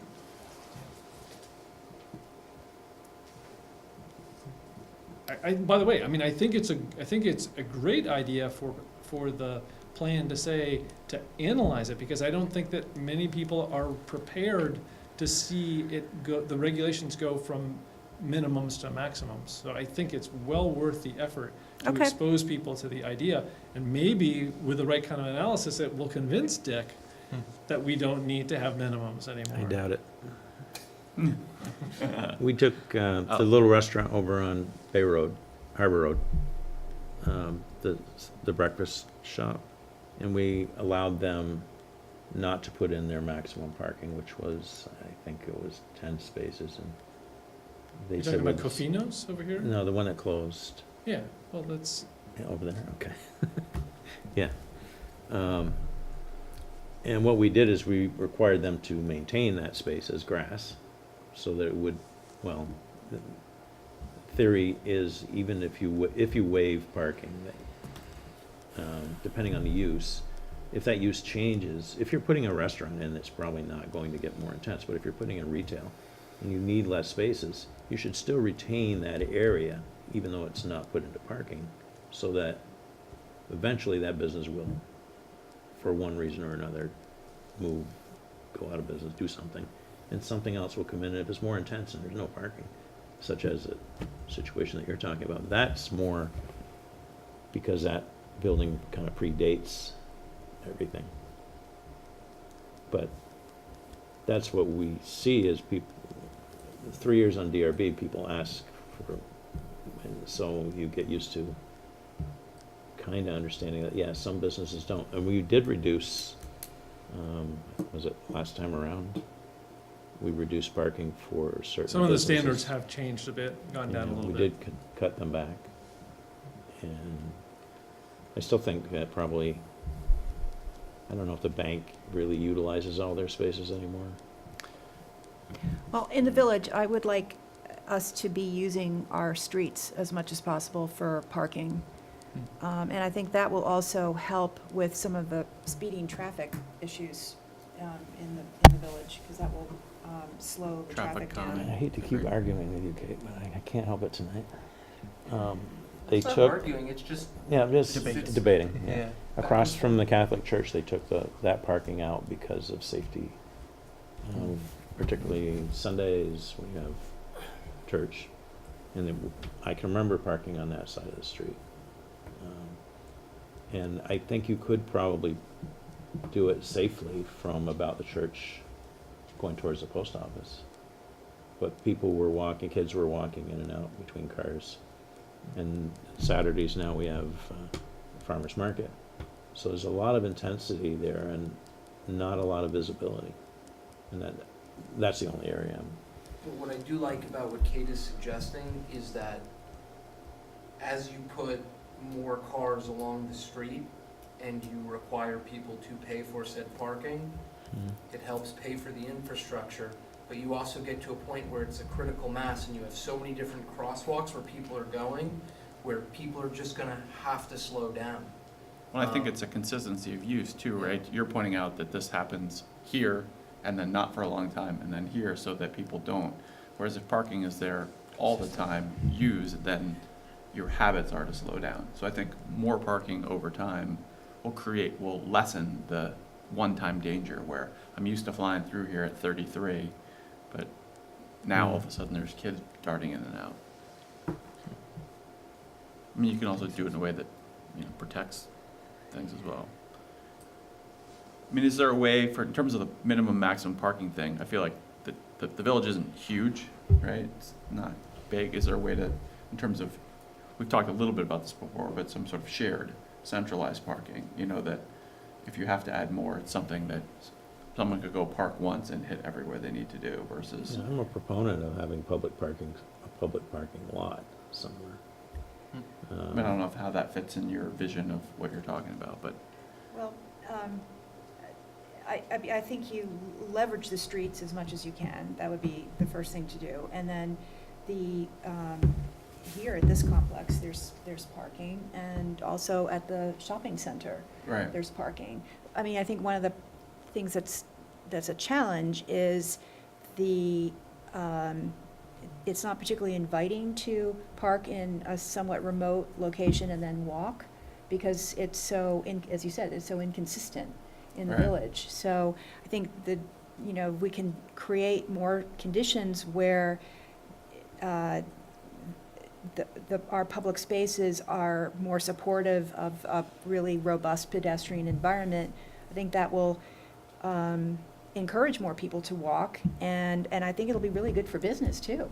Yeah. I mean, because, you know. At walking speed, you tend to stop more places than at Well, car speed. you do, and Yeah. all the retail, everything I've read about retail is, you know, people are scrambling because people are not really interested in buying stuff so much anymore as having experiences, social experiences, where they could be with their friends and Yeah. you can have a coffee or a meal or attend an event, or there's some sort of public gathering or something like that. And so I think the more we can do to make the village appealing, I mean, look at the farmer's market. My God, you know, that's, I think the other towns around us have all sort of thrown in the towel because ours is just so amazing.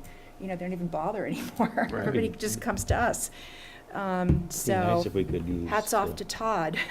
The church lots are underused. I think people don't want to park there. But if there were a system where when a church needed their lot, they can just post it. Right, particular and, you know, day. and maybe this is where the app comes. We could even have wayfinding that has an app on it where you could find out where you can park in Shelburne or something like that. I mean, can you imagine it would on Shelburne days or the Christmas Right, the tree thing, lighting, the tree lighting, all of those events where, Little League parade. yeah, where we really Halloween want, and we've got the wonderful sidewalk that comes down from the museum now, all that connectivity, and we're getting there. So I think, anyway, that's, that. When you talk about parking on streets, I think of Brandon, where they park on both sides of Route 7. And maybe that is the way of controlling Route 7, is to widen it enough for parking. I would think parking, I don't know, can sidewalks, we? street trees. I mean, if we take it over as a Class 1 highway, we can. So, That scares me. um, The Oh. government came out today, they're 45 million short this year's budget already, and they haven't even addressed Governor Scott's proposals. So when I don't know, it would scare me to put that onto the taxpayer as a possibly getting fees cut after a couple of years and then having to pay to maintain something that the state is paying to maintain now. well, personally, I think you build support for making something like that a compelling move that the town considers going in that direction when you have taken care of the streets that you do control already and upgraded them. So, you know. Yeah, the economics weren't terrible for towns, really, because the state's still gonna fund a lot of things. I mean, you take over plowing, winter upkeep, crosswalks are now your responsibility, but that's a plus because you can update them when What you about want paving, versus waiting for resurfacing? V-Trans to say, okay, you're coming in 2020, we'll get to that. So, yeah, I mean, I don't know, I think I emailed, did I email to you or to everybody? Well, you that- sent the report out, and Yeah. I sent you back the numbers that have been crunched. Yeah. Shelburne specifically. I take Dick's point in terms of we'd have to see ultimately what the numbers would be in terms of what is the shortfall projected Right. by taking over the responsibility, and can we make up that gap with the added parking, which you're now paying for parking, and or the ability of the, like Shelburne as a town doesn't have, what is it, the local ordinance tax where you add a penny. tax? Yeah, and you say to the businesses, look, we're adding this local ordinance tax because we need to help pay for the road that we now control, but we've reduced the speed limit to 25, and we've made it like when you go through the main street in Virgin where there's all of those little businesses. Mhm. So it comes down to how do we get somebody like Dick comfortable and somebody like me comfortable with the fact, like, we can't just take on a responsibility with no way to pay for it. Right. There may be a way to bridge that gap and kind of get control Mhm. from start to finish and have it be monetarily positive for the town. That's great. Will you add that into the, where we talk about that in this? Where do you want and what specific? I don't know, where, Like, I think that we talk was- about it in the, Probably a, was it in the, under the village, or, no, I don't know, where, it's transportation, isn't it? yeah. Well, I mean, you referenced the 'Cause class I thought- one. Yeah, I thought a at lot some of this point. was already covered in terms of the notes, in terms of moving it to the class one, but Yeah. it's, Why don't you bring it up again and put it in terms of parking, because it's a way, this is class one financing of it, as a way to justify pursuing class one, you know? It's So what I the thi- I think select that's board will really- look Yeah, I for mean, it's when just they- referenced now as study the when they make their benefits. decision. Yeah. You could expand that to say, you know, something about pitfalls and then give examples of, you gotta keep going back. Yeah, opportunities or something like that. Possibility Yeah. under parking that, But I think, expand parking. I think tying it to the parking would be, Here, makes a lot of sense. so this isn't the parking.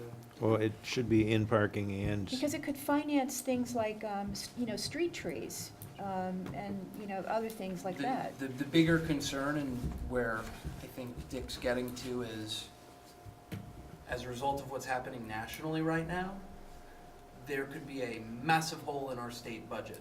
Right. Because what just passed out of the House Ways and Means Committee gets rid of state and local tax deduction outside of 10,000 for property. The Senate version has the entire thing removed. So right now, Adam Gresham and the other folks in the Capitol could have a massive shortfall, and every one of us is about to have a property tax or a tax increase.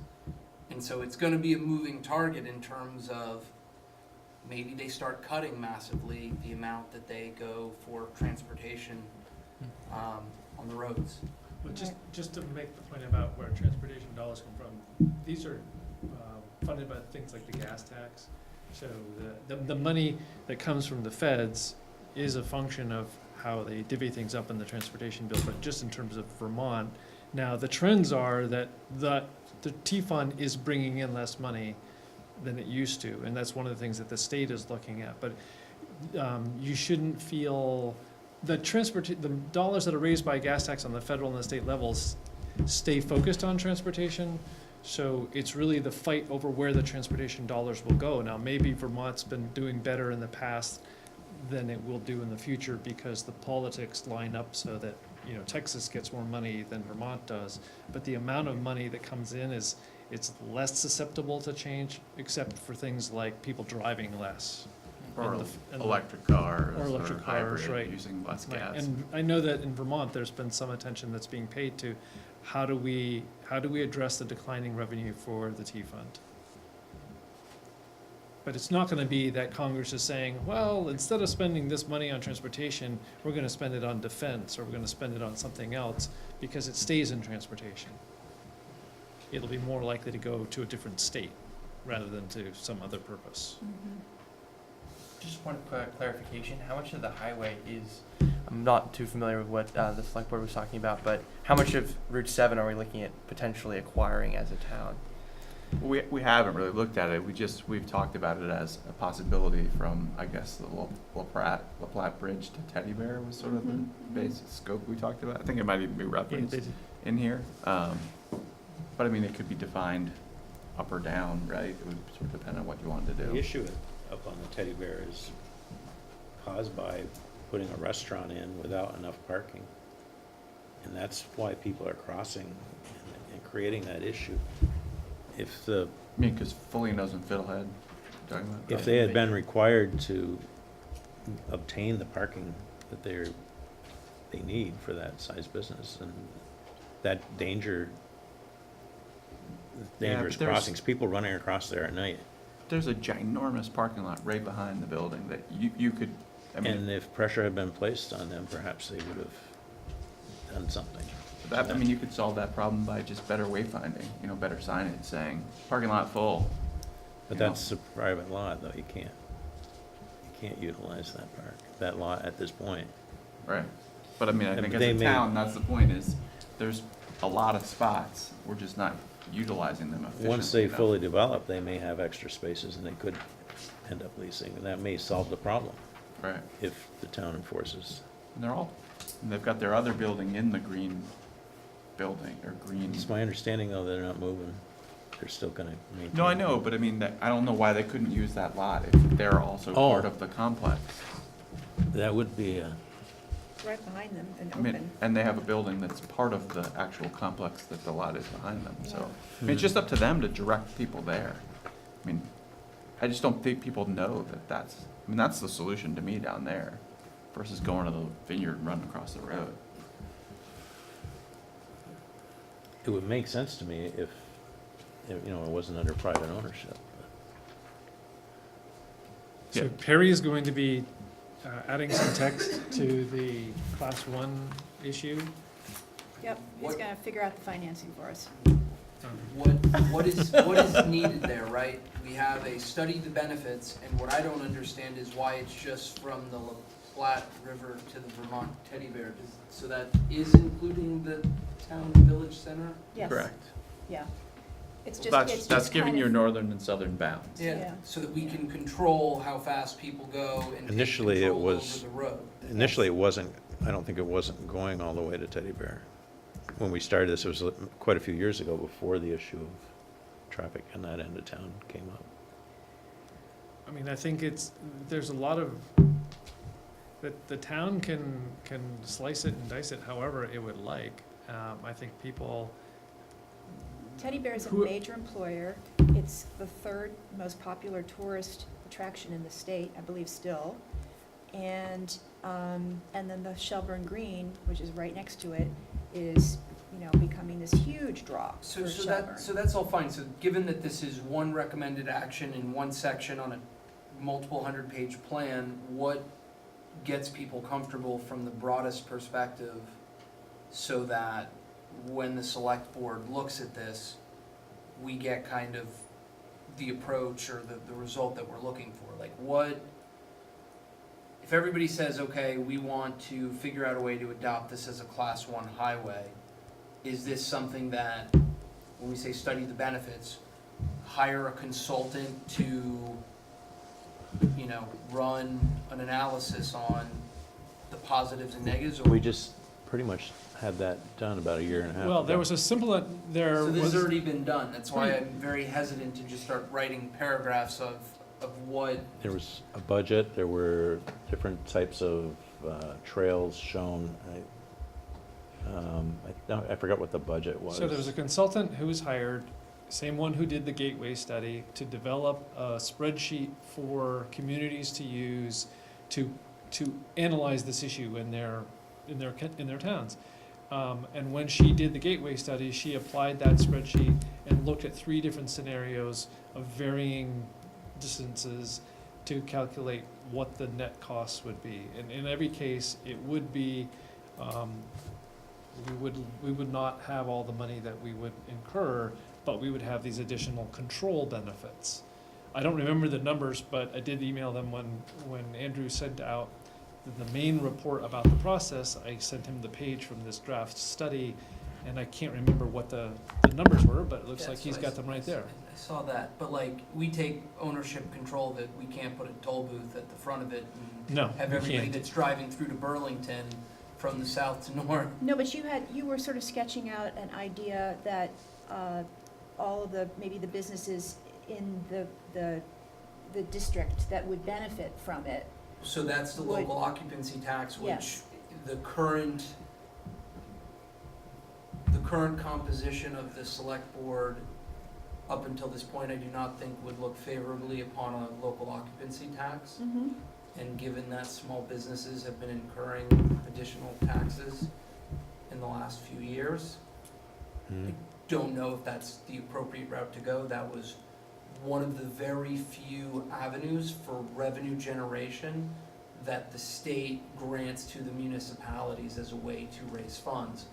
And where it's been particularly beneficial, I believe, are places that have a bunch of big box stores. Or which- restaurants. And a ton of restaurants, which is not what we have. And so we're adding a tax to, you know, the restaurant at Quiniesca and these small businesses that are already struggling to a degree. Okay. Why is it, I have a question, why is it that the more you take over, the better it is to the town? Well, that's what Because I think what it's doing is the more mileages are, the larger mileages are adding revenue to offset some of the costs that would be associated with things like signals and bridges. And I think it's really going towards offsetting the cost of the bridge, Right, things that would be associated with that. got it. So as you add more miles, Scale it up. most Yeah. of the cost is in that dense part, so I if you think just so. do that, you've got, okay.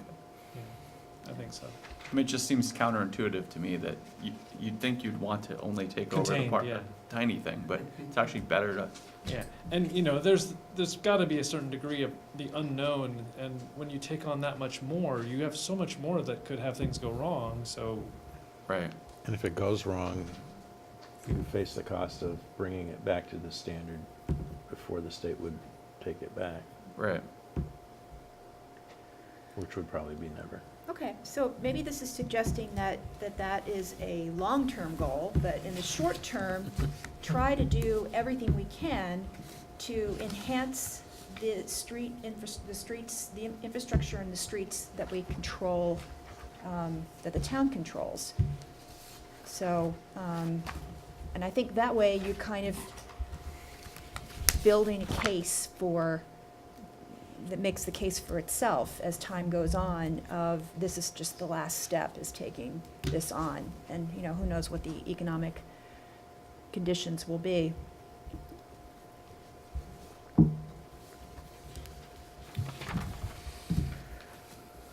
Okay, so that's transportation, I think.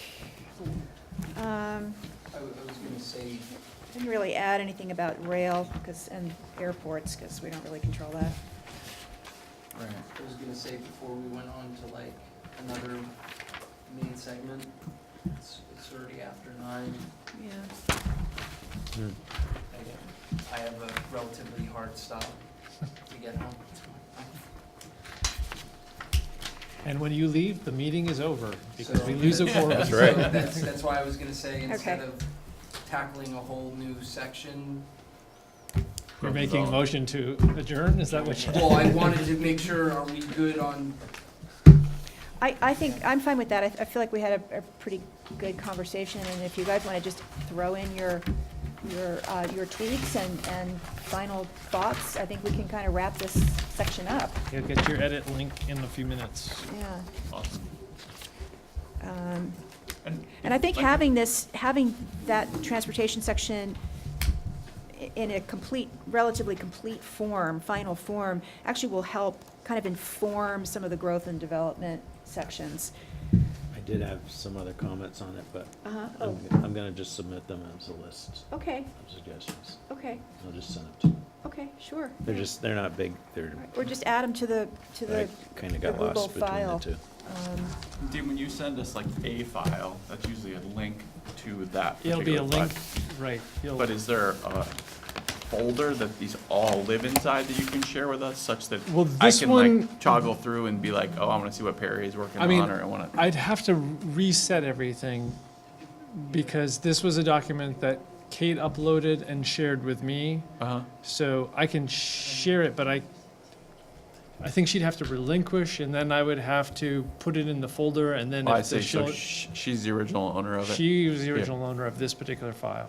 Got it. Oh, okay. But you have it now, right? So, I have access to it, okay. but I don't know that I can do what Andrew is suggesting. Yeah, I'm not. You can move it, I mean, in Google Docs, usually you can move it, but it'll give you a big warning, like the permissions may change or whatever, but. Right, I have admin privileges, I'm not, yeah, if I had created it, I could move it. I do that all the time. Yeah. Can you do like a save as or But something? I'm not sure that if I You can moved duplicate it. it. You can I was gonna say, Yeah. you can duplicate the document. Yeah, and just share duplicate it. Because you own that document. Yeah, so if I shared the duplicated version and then she stops editing, Kate would Right. have to make sure she doesn't keep editing the other one because Right. then Sure, it no, would be. you know what? I'm ready to just back off and Okay. let you Yeah, guys take it from That's there. the way to. So that's what I'll probably do the is way I'll to- duplicate But it. You I- do that, Gene, and you send the document to all of us, and I make a little edit, and somebody else makes a little edit. Do they appear in different copies? Well, so the thing You is. can track that. Depending on Yes, how sir. you edit it, you should do it as a suggestion, and then they all show up, and then Kate can kind of go through and be like, yeah. Wow. Is that a good suggestion? Yeah, we started out with the idea that we would do it this way, and then it kind of morphed into the lead person would be the one that edits it, because for people, well, I'm just trying to think the combination of sharing the link for viewing purposes versus the sharing of the link for editing purposes. You want editing purposes, but we want people to be able to see it, and they'll have the viewing purposes, so there'll be two links, and it just starts to get a little bit Well, that's what I was just confusing. saying, if you can put all the files that In one pertain to folder this in where one everybody folder can and edit. everybody can share that Exactly. folder, then we can all go look. Yeah, Like I jumped into Perry and Dick's one and added a couple little tweaks. yeah, It was a lot simpler than waiting for them to create it Right. and tell them about it. right, you because know. they had started in different Yeah. places. Did you want to, Yes, so it's yes, Steve by Eddie. So I've been following the transportation section with interest, and so my question is, you kind of suggested the transportation is kind of put to bed, but you're kind of asking for more comments. How do I get updated on what the new changes are going to be? Because you're going to move on to other sections. Do I have to wait till well, April? You're no, not- the next step would be, we're just talking about, right now, a way for people to get their edits to the document, and then it would come back to the full planning commission, and that would be on an agenda, because we haven't agreed to the final edits. Yeah. Everybody would have to see that. We're trying to set it up so that you would just be able to go to a particular place and say, oh, here are all those sections. Here's the transportation section. I'll click on this and I'll look, and you will be able to see. One of the things about the viewing option, though, and this is where there's a little bit of a conflict, it sees proposed edits. It doesn't see proposed suggestions. Okay. And that's the weakness. For people to see the suggestions, they have to have edit privileges. Right. Got it. That makes sense. So for members of the general public, They're not gonna see suggestions. They're gonna see, unless they're given edit privileges. Right. And if we wanna share everything, and it's just like, if hell starts to break loose, it's not likely, and Right. people start making rogue edits, then you'll put a stop to it. looks But like otherwise, you could just say, Wikipedia. hey, anybody, you wanna dive in, you dive in. Right. Do And you if have that's- some specific comments that you, No, I think the form that you made at the last meeting kind of worked well, Okay, but it would be nice to be able to access your most current document, even as you work behind the scenes, Yeah. communicating back and Right. forth. Be But up to nice now, it's see- only been Kate who's had it, or Kate and I have been the only two that have had I it. wonder and if we're we expanding could that. do just even advertise on Front Porch Forum or something at some point when we've gotten a certain number of sections done, just say, here's the draft, these have not been approved, but here are, we believe these are in a final, edited form or something like that, and just so that people could sort of Well, see the direction that we're moving in. Yeah, I mean, I think when you We'd have get to- things have to- done and you want to say, do an announcement and say people want to look at the possible edits, go look at them. But like I was saying, unless we convert the suggestions into edits, which you could do, it's not that difficult. Well, I think we probably want to do that before we then shared it out Yeah, to people. and then we can just share a link to a single folder Yeah. that has all of those sections in it. I mean, to me, that seems like a logical process, right? The suggestions become us to each other. Become and then, edits. And then you, yeah, they either do or do not, right? Yeah. There.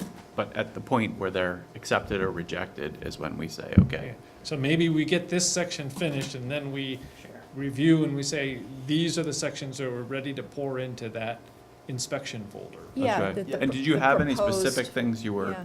looking to propose or that you were concerned No, I about? think it's been brought in, it was specifically, it was to seek the input of the public.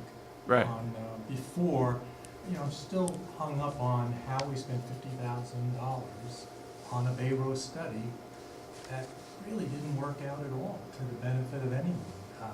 Town paid $10,000, and the feds and the CCRP, they were $40,000 if I understand it correctly, and the outcome just didn't work out. And it could have been, if there was more input locally, that this, I don't know how the designers got away with designing what they did. And then coming back again with the same designs, basically. First with a $6 million project, with two $1 million options. So we were encouraged to work with the town plans, and I think you've adopted. Well, I think we all learned a lot from that, that there really was no, there's not much oversight or guidance in terms of what we wanted out of this. I mean, the town does not have a ton of experience with doing this, the Webster Road sort of lane that was put through, the town accepted federal money for that, so that had to follow federal standards. It's a different kind of context than Bay Road, so that, I think that ended up being a bit wider than people were hoping for, but it by and large, it more or less works in the context, and it's been a very useful thing, I think, for most of the people who live over in that part of town agree it's a pretty useful thing to have. And then other places we've just put in sort of standard sidewalks, in the village. And so Bay Road was a kind of, or we've had the Ty Hall path or something like that, right, as a connector. So Bay Road was this sort of new kind of animal that there just wasn't a lot of understanding of how to approach solving these kinds of problems in that sort of a context. And so that's what we're trying to, see this as learning from that, and okay, how do we do this better in the future? So, because it's counterproductive to have, as you said, to spend all that money and have people, what have you achieved? You've irritated, Everybody. 100 people in the town, massively irritated them. So, When's your hard stop? 10 minutes ago? Okay, so I am thinking that we can, I think we made great progress, not quite as much as we'd hoped, but we did make some terrific progress on this section, which was a biggie. So we will talk about finishing next time, growth and development, economic development, and public works specific discussions, and then update on historic and cultural resources. And golf course? And the golf course, yes, we'll have more fleshed out idea of some direction on that. So Historic's good too, because those guys have the retreat in On the- 9 days or something, Do so they? we'll have perfect. it's better timing anyway. Okay.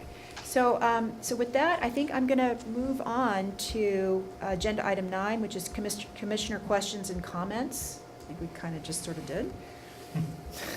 Okay, and then if we're good with that, the next one would be 10, other business correspondence and adjournment. Perry, do I hear Motion to adjourn? You're on. Second. any discussion? All right, meeting's adjourned. Thank you all very much. Good night.